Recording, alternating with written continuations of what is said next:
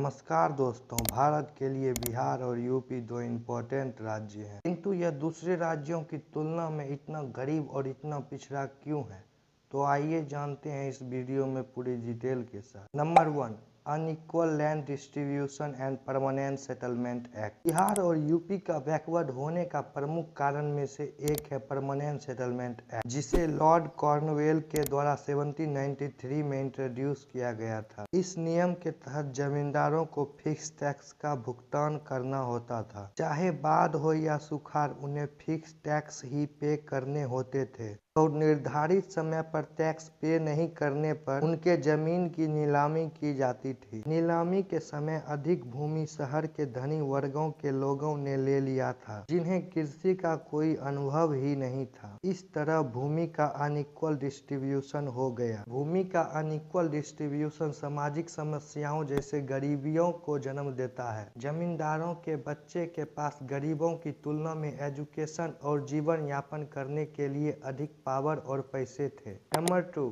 Week agriculture infrastructure. जैसा कि हम लोग जानते हैं कि बिहार और यूपी मुख्य रूप से कृषि प्रधान स्टेट है, जिसकी लगभग 80% आबादी ग्रामीण क्षेत्रों में रहती है और डायरेक्ट या इनडायरेक्ट रूप से कृषि पर निर्भर है। एक रिपोर्ट के मुताबिक 2002 से 2003 तक बिहार में लगभग 1/3 परिवार भूमिहीन थे और यूपी का भी यही हाल था, जबकि बड़े जमींदार अभी भी भूमि के विशाल टुकड़े को कंट्रोल करते थे। जैसा कि हम लोग जानते हैं कि कृषि आमतौर पर छोटे धारकों और किराएदारों के हाथ में रहता है और जिन किराएदारों के पास बचत का सोर्स है, उनके पास कृषि में इन्वेस्ट करने के लिए पूंजी नहीं। वे कृषि में बहुत कम इन्वेस्ट करते हैं क्योंकि कृषि उनका प्रमुख व्यवसाय नहीं है। उनमें से अधिकांश लोग शहर में रहना पसंद करते हैं, इसलिए एग्रीकल्चर सेक्टर में इतना इम्प्रूवमेंट देखने को नहीं मिली। बिहार और यूपी इरिगेशन इंफ्रास्ट्रक्चर में पर्याप्त मात्रा में इन्वेस्ट भी नहीं करता है और इसलिए बिहार में 50% कृषि भूमि और यूपी में 60% कृषि भूमि irrigate. Number 3, high population and low skill.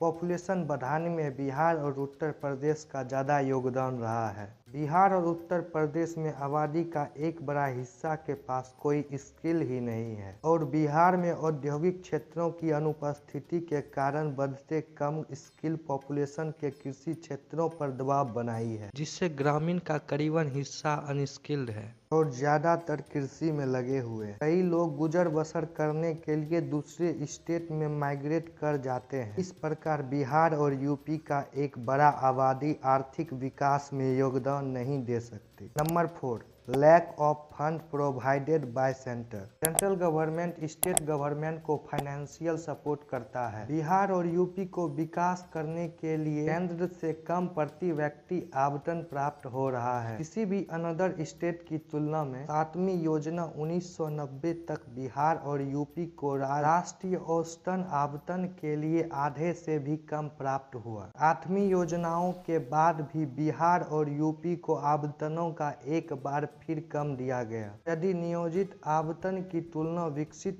State जैसे पंजाब हरियाणा से की जाए तो यह स्पष्ट है कि बिहार और यूपी व्यवस्थित रूप से धन से वंचित रहे हैं, क्योंकि बिहार और उत्तर प्रदेश में इंडस्ट्री और सर्विस सेक्टर अनडेवलप्ड हैं। इसके अलावा इनके प्रशासनिक क्षमता ने दोनों राज्यों की राजस्व एकत्र करने की क्षमता कमजोर कर दिया है।